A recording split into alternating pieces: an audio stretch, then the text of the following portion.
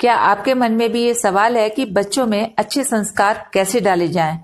या आप ये चाहते हैं कि आपके बच्चे संस्कारवान हों, समाज में अपना नाम करें, अपनी पहचान बनाएं और साथ ही साथ आपका भी नाम रोशन करें? अगर हाँ, तो आज का वीडियो आपकी काफी मदद करेगा।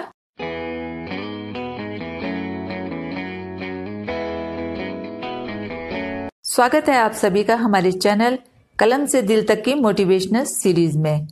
आज हम बात कर रहे हैं बच्चों को संस्कारवान कैसे बनाया जाए। देखिए, वैसे तो ये टॉपिक काफी लंबा है, लेकिन मैं कम शब्दों में और कम समय में कुछ बेसिक बातें आप तक पहुंचाने का प्रयास करूंगी। अगर आप इंटरेस्टेड हैं तो आप इस वीडियो को सुनकर बहुत ही अच्छी तरह समझने की कोशिश कीजिएगा, तभी आपको इस वीडियो का कुछ फायदा मिल पाएगा। तो चलिए बढ़ते हैं आगे। देखिए, बच्चे माता पिता के जीवन में सबसे कीमती चीज होते हैं, क्योंकि माँ बाप की पद प्रतिष्ठा मान सम्मान सब बच्चों से ही जुड़ जाता है। अगर बच्चे आपके सही दिशा में सही काम कर रहे हैं तो आपका बहुत नाम होता है और आपको बहुत सुख मिलता है। लेकिन वही बच्चे अगर गलत दिशा में चल पड़ते हैं तो बदनामी भी होती है और आपकी पद प्रतिष्ठा मान सम्मान को भी बहुत ठेस पहुंचती है। तो आप अब समझ गए होंगे कि बच्चों का सही दिशा में चलना कितना इम्पोर्टेंट है। और बच्चे सही दिशा में तभी चल पाते हैं जब उनके अंदर राइट वैल्यूज हों। और राइट वैल्यूज की शुरुआत 5 साल या 10 साल की उम्र में नहीं होती है, बल्कि इसकी शुरुआत तो बच्चे के जन्म से पहले ही शुरू हो जाती है, जिसे कि हमारे हिंदू शास्त्रों में गर्भ संस्कार के नाम से जाना जाता है। अब उदाहरण के लिए देखिए, अभिमन्यु ने भी अपनी माँ के गर्भ में ही सारी शिक्षा दीक्षा ले ली थी। इसीलिए जैसा माँ का लाइफ स्टाइल होता है, जैसा माँ का एटीट्यूड होता है, जैसी उसकी क्वालिटीज होती हैं, वो सब बच्चे में आती हैं। बच्चा वो सारी ही क्वालिटीज लेकर जन्म लेता है और इसी को कहते हैं जन्मजात संस्कार। आपने भी ये नोटिस किया होगा कि जब भी कोई लड़की प्रेग्नेंट होती है तो उस घर के जो बड़े बुजुर्ग होते हैं वो अक्सर उससे यही कहते हैं कि तुम अच्छी बातें सोचा करो, अच्छा चिंतन करो, अच्छा खाया पिया करो, ताकि तुम्हारे बच्चे का पालन पोषण अच्छे से हो सके। क्योंकि माँ जैसा भी सोचेगी, माँ जैसा चिंतन करेगी, उसका प्रभाव उसके बच्चे पर पड़ेगा ही। और अगर माँ अच्छा सोचती है, अच्छा करती है, तो उस बच्चे में अच्छी क्वालिटीज आएंगी। At the same time father का भी उतना ही इंपॉर्टेंट रोल है, क्योंकि माँ एक जमीन की तरह है जो कि उस बीज को धारण करती है और पिता की ये ड्यूटी होती है कि वो उस बीज को अंकुरित होने में उसकी मदद करे। मान के चलिए कि माँ तो बच्चे के बारे में बहुत अच्छा सोच रही है, वो सोचती है अपने बच्चे को विवेकानंद बनाए, भगत सिंह बनाए।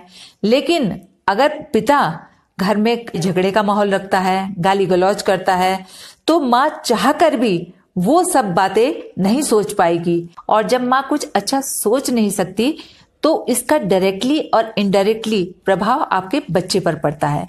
इसलिए दोनों की ही इक्वल रिस्पॉन्सिबिलिटी बनती है कि वो घर में एक सुंदर और हेल्दी एनवायरनमेंट तैयार करें, ताकि आपका बच्चा एक बहुत ही संस्कारवान पर्सनैलिटी बनकर जन्म ले सके। ये थी संस्कारों की फर्स्ट स्टेज।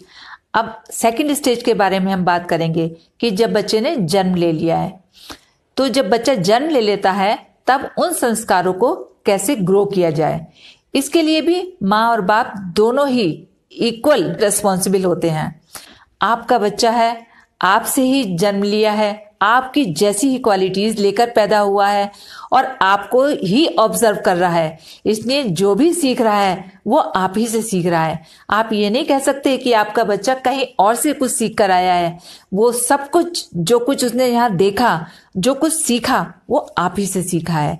इसलिए अच्छा है तो भी आपसे सीखा है, और अगर उसने कुछ गलत सीखा है तो भी उसने आप ही से सीखा है। इसलिए आप इतना समझ लीजिए कि आपका बच्चा आपकी ही कार्बन कॉपी होगा। उसको जैसा भी बनाना चाहें बिल्कुल वो वैसा ही बनेगा। अगर आप अच्छा बनाना चाहते हैं तो सबसे पहले आपको भी अच्छा बनना पड़ेगा। इसलिए बच्चा अगर प्रशंसा के माहौल में रहता है तो वो भी एप्रिशिएट करना सीखेगा। अगर वो क्रिटिसिज्म के माहौल में रहेगा तो वो भी हमेशा दूसरों की तरह निंदा करना, इधर उधर की बुराई भलाई करना ही सीखेगा। इसलिए माँ बाप दोनों की रेस्पॉन्सिबिलिटी बनती है कि अपने बच्चों को सही दिशा दिखाएं, सही बात करें उनके सामने, ताकि वो भी अच्छी और सही बात करना सीख पाए। देखिए, एक बेहतर इंडिविजुअल बनाने के लिए आपको 3 बातों का तो बहुत ज्यादा ध्यान रखना पड़ेगा। देखिए, शादी से पहले आप क्या थे कोई फर्क नहीं पड़ता। आप पति पत्नी एक दूसरे के साथ में कैसे डील करते थे इससे भी कोई फर्क नहीं पड़ता। लेकिन जब आप एक माता पिता बन गए हैं तब आपका बिहेवियर, आपका एटीट्यूड बहुत ही सुंदर और संतुलित हो जाना चाहिए, क्योंकि आपका बच्चा आपसे ही सब कुछ सीख रहा है।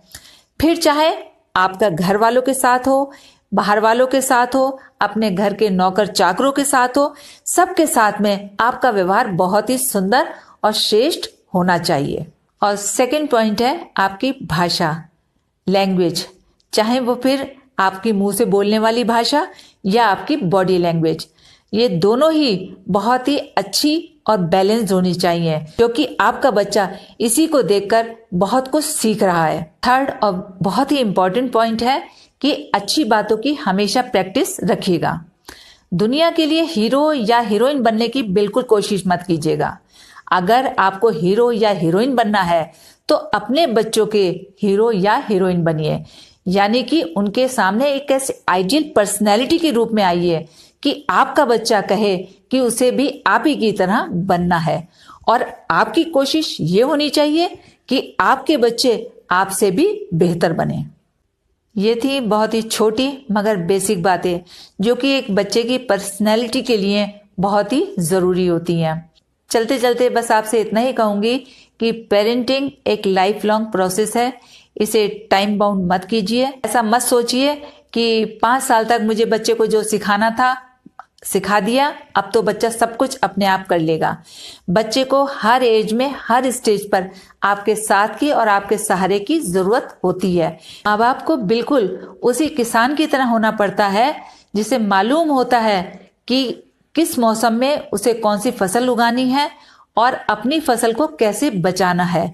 जब वो बिल्कुल उसी किसान की तरह होता है तभी वो अपने बच्चे को राइट वैल्यूज दे पाएगा और उन्हें सही तरीके से गाइड कर पाएगा। ये था मेरा आज का वीडियो। उम्मीद करती हूँ कि मेरी बात आप तक जरूर पहुंची होगी, लेकिन फिर भी अगर कुछ डाउट हो तो आप मुझे कमेंट करके पूछ सकते हैं। वीडियो में अगर कुछ अच्छा लगा हो तो साथ रखिएगा, वरना जाने दीजिएगा। फिर मिलते हैं एक नेक्स्ट वीडियो में। तब तक के लिए जय हिंद, जय भारत।